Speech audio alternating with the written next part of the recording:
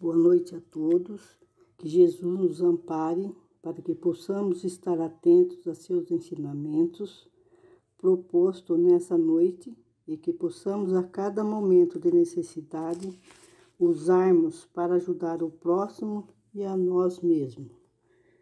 Pai, sopro que emana a vida, aquele que enche o mundo de luz e de som, que a vossa luz nos ilumine e mostre o caminho sagrado. Vosso reino celestial se aproxima, seja feita a vossa vontade em nossos atos, no céu e na terra. Dai-nos sabedoria para as nossas necessidades de cada dia. Afrouxai as amarras que nos prendem e livrai-nos da culpa alheia. Não nos deixeis cair na tentação, nos libertai do que nos afasta da verdadeira razão. De vós vem toda a força que nos move, a música que nos glorifica e nos renova o tempo todo. Que assim seja.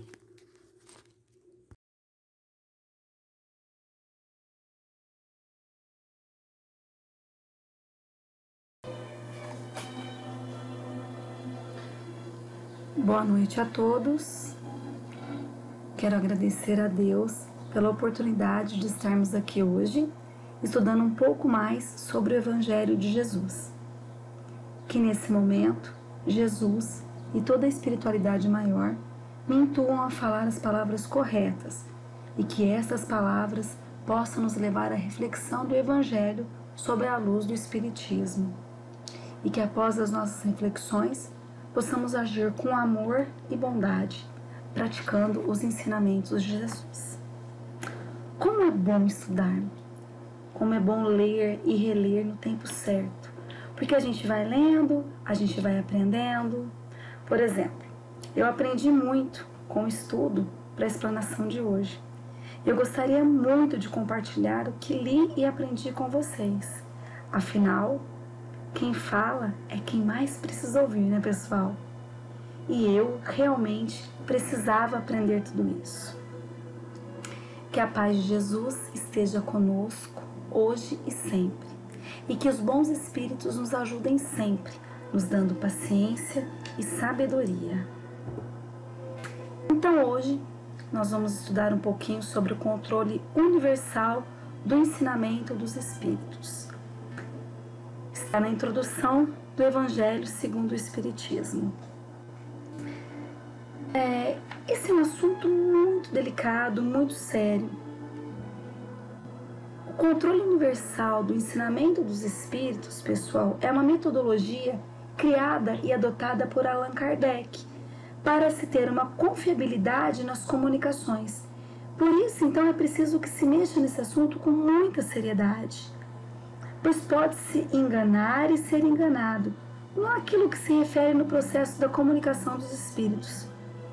Então, é um método que foi criado e adotado para poder ter certeza de que os espíritos se comunicavam, quem eram esses espíritos e como proceder para saber se eles estavam certos ou errados, falando da verdade e falando a verdade.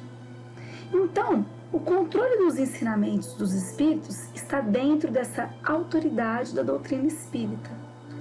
Tudo foi muito bem organizado, especialmente de lá para cá, quer dizer, do plano espiritual para o plano físico.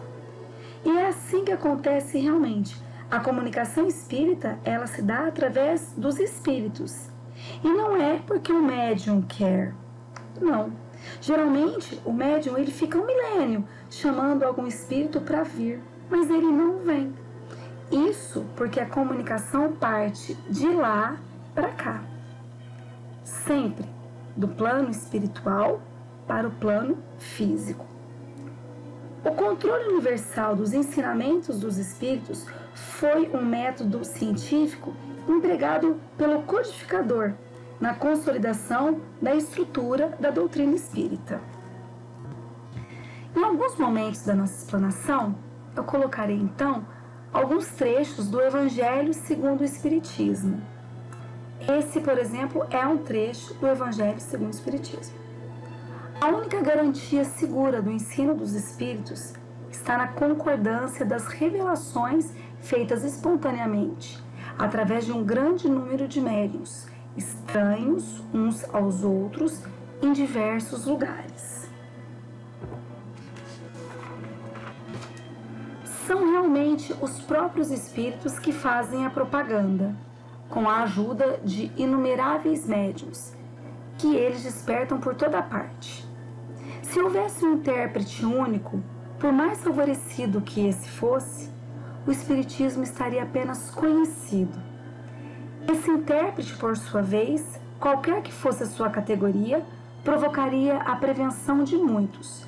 Não seria aceito por todas as nações. Os espíritos, entretanto, comunicando-se por toda parte a todos os povos, a todas as seitas e a todos os partidos, são aceitos por todos.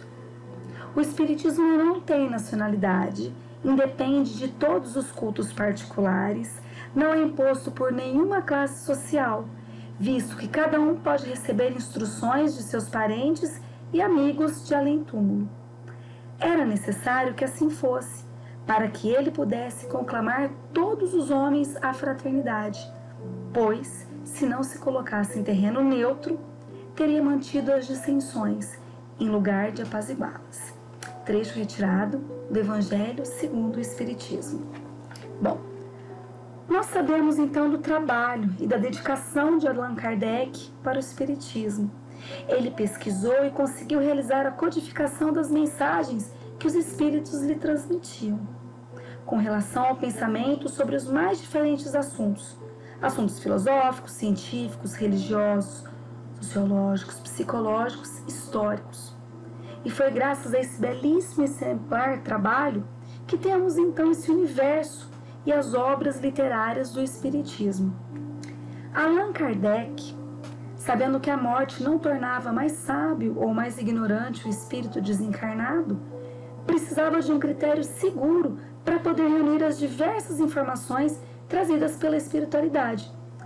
Sabendo que havia espíritos mistificadores, brincalhões e falsos sábios, Kardec fez com que todo o conteúdo doutrinário passasse pela filtragem do controle universal dos ensinamentos dos espíritos, ou seja, toda mensagem ditada pelos espíritos tinha que ser confirmada por diversos médiuns, preferencialmente sem que tivessem qualquer contrato entre si, que eles não se conhecessem, e que ocorressem quase que simultaneamente, quer dizer, vários espíritos, vários médiuns que não se conhecessem, de vários lugares, quase que simultaneamente.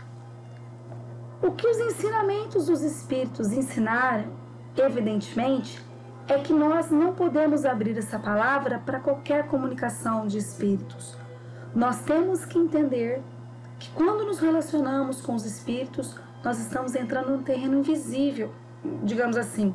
Não há como proceder com os espíritos da mesma forma como nós procedemos com seres humanos encarnados.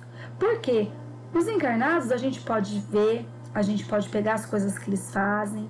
Com os encarnados a gente pode ver o que eles escrevem, não é?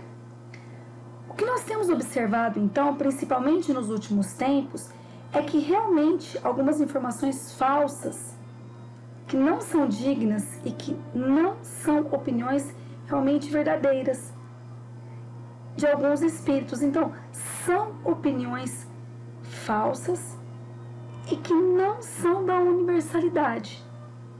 Por isso, um controle universal significa que ele não ouve só um único espírito.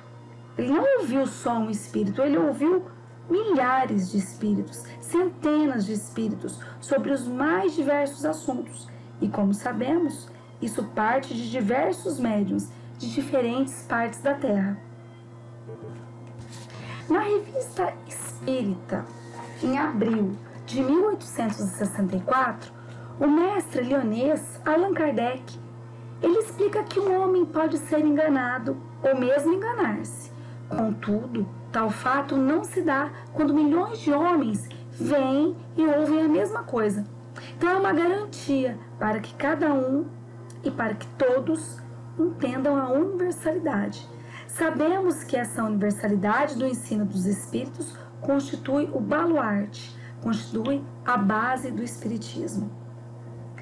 Não podemos falar qualquer coisa. Sabemos que algumas coisas ditas em nome da luta espírita por algumas pessoas são de extrema relevância, mas infelizmente muitas delas são contrárias, inclusive ao que os espíritos superiores nos ensinaram nos livros de codificação e qualificação. É estudando que podemos expor segundo aquilo que a gente entende, mas a gente toma por base sempre o estudo das obras fundamentais do espiritismo. Por isso é importante que as pessoas estudem o espiritismo, sempre baseados nas obras da codificação. Então, por exemplo, se alguém, por melhor que seja, traz informações contrárias a essas questões, é necessário comprovar. No controle universal, Kardec pegou a informação de mais de 1000 médiuns, de muitos médiuns. Então não adianta a gente pegar, por exemplo, 2 médiuns do mesmo local, achando que será confiável aquela informação, aquela comunicação. Porque a informação ela pode ser errada. Pois a influência do espírito ela foi transmitida aos médiuns da casa espírita. A mesma influência daquele espírito pode então ter sido transmitida para os médiuns. Eles estarem sofrendo então sob a mesma influência do espírito. Por isso, as opiniões são iguais. Por isso, então, pessoal, é necessário tomar muito cuidado com isso. O Espiritismo, eles nos propõe, então, o quê? A examinar, a estudar, a escutar, investigar e pesquisar.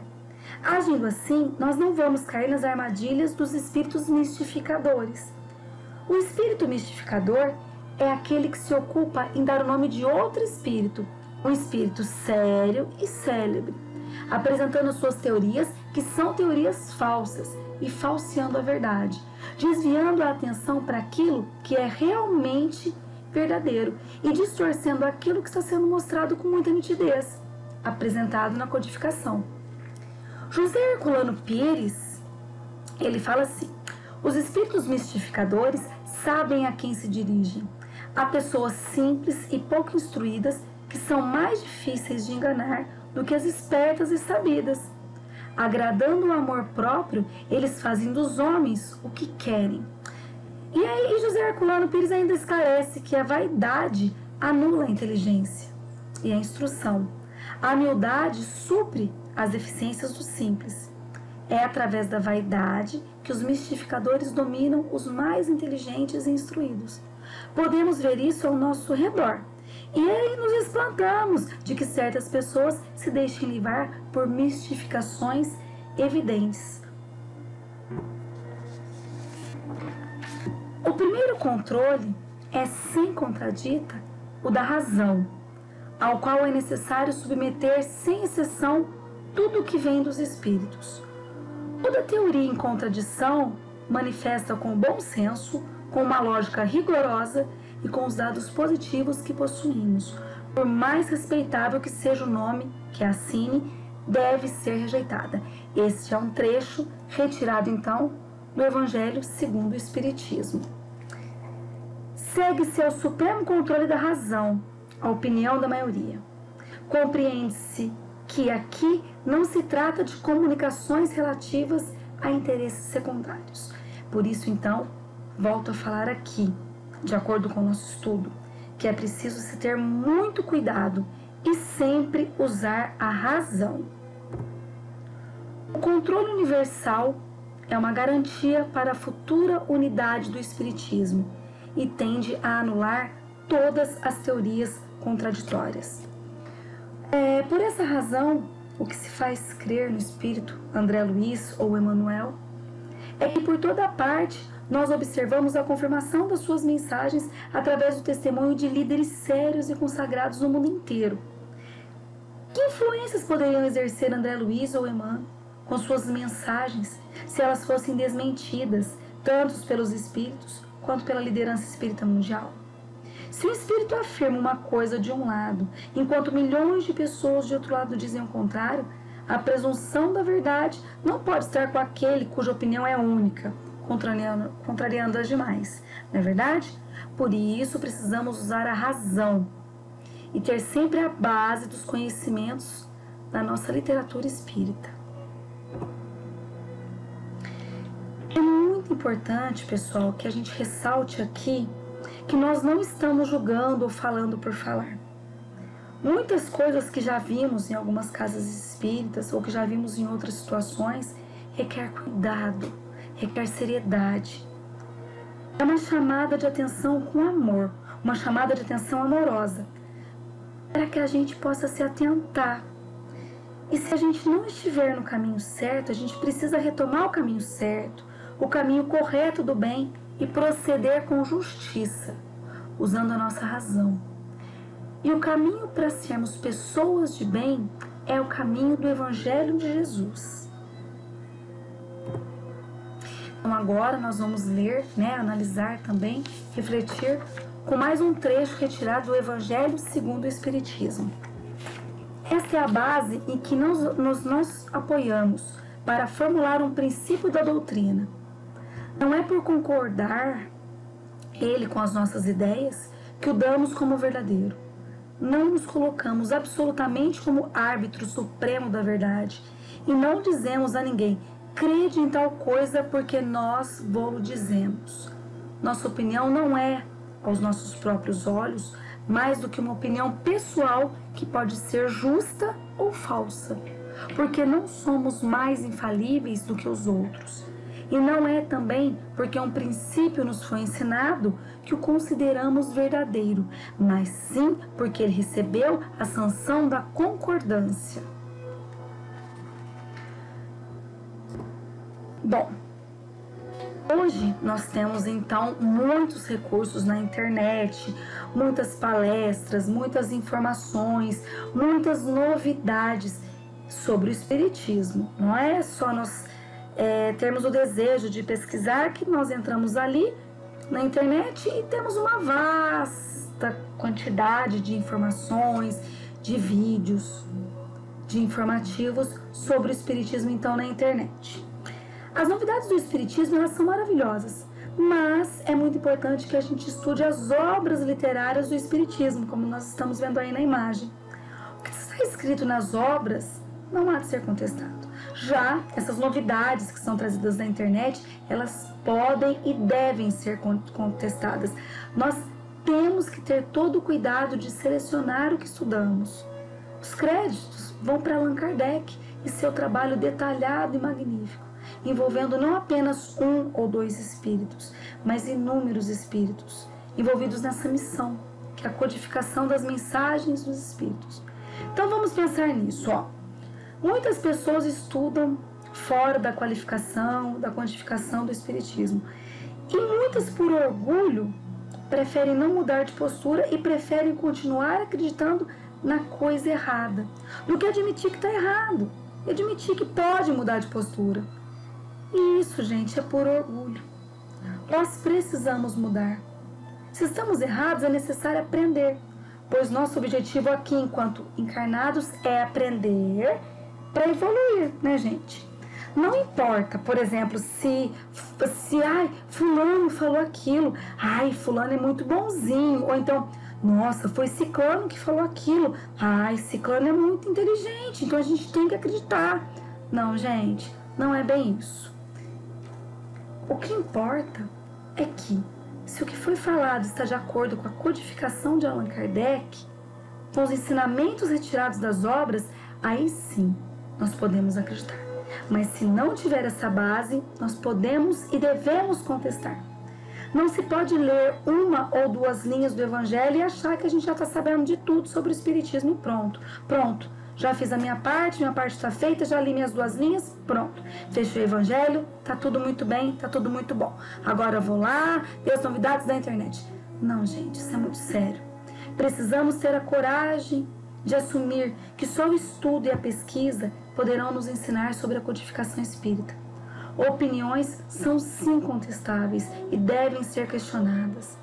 Auxiliar e praticar o Evangelho do amor sempre, com amor, com caridade, mas é fundamental que estudemos com fontes seguras, os ensinamentos do Espiritismo, que se encontram nas obras literárias de Allan Kardec.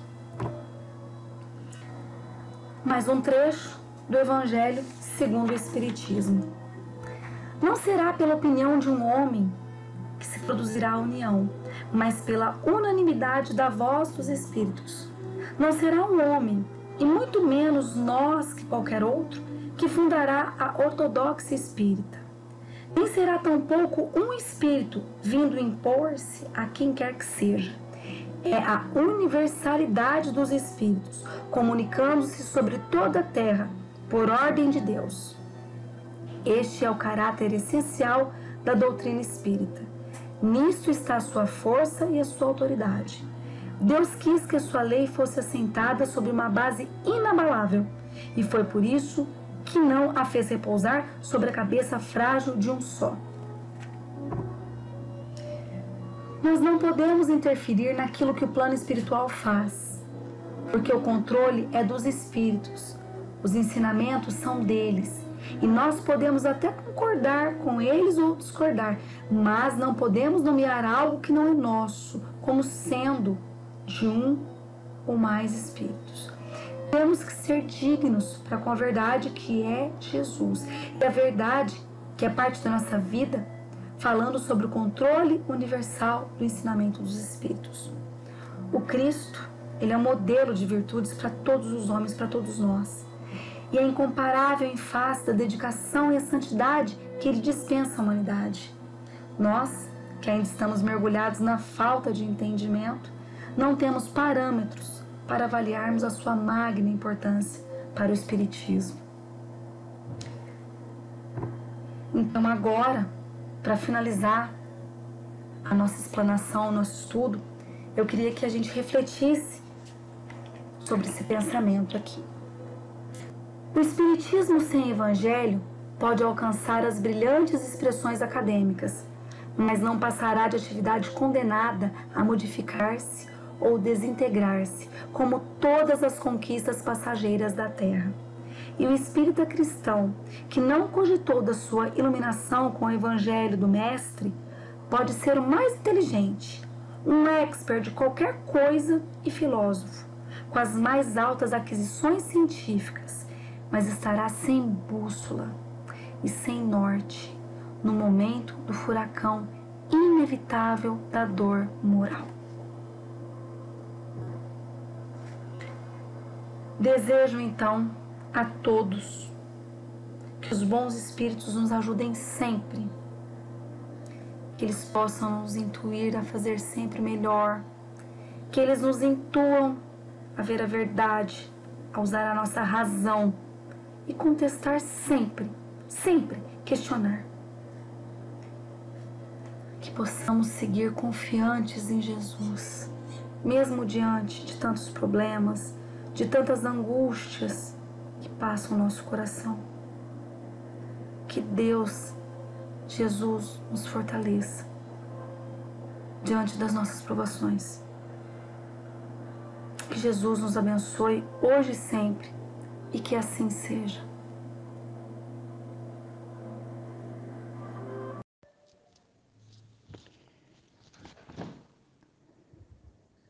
Agora, elevando nossa alma a Jesus, vamos agradecer a Ele, aos bons espíritos e a Maria, sua Santa Mãe, por todo o aprendizado do dia de hoje.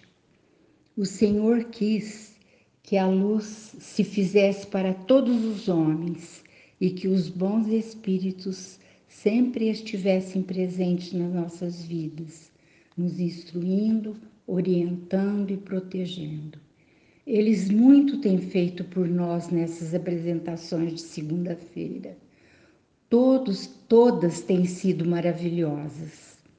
Que no decorrer dessa semana consigamos pôr em prática do bem e do amor ao próximo os ensinamentos obtidos. Que Deus tenha misericórdia de todos os homens e principalmente de quem está passando por grandes provações. Pai nosso que estais nos céus, santificado seja o vosso nome. Venha a nós o vosso reino, seja feita a vossa vontade, assim na terra como no céu. O pão nosso de cada dia nos dai hoje, perdoai as nossas ofensas, assim como nós temos perdoado a quem nos tem ofendido. E não nos deixe, Senhor, cairmos em tentações, mas livra-nos do mal, pois Teu é o reino, o poder e a glória para todos sempre, que assim seja.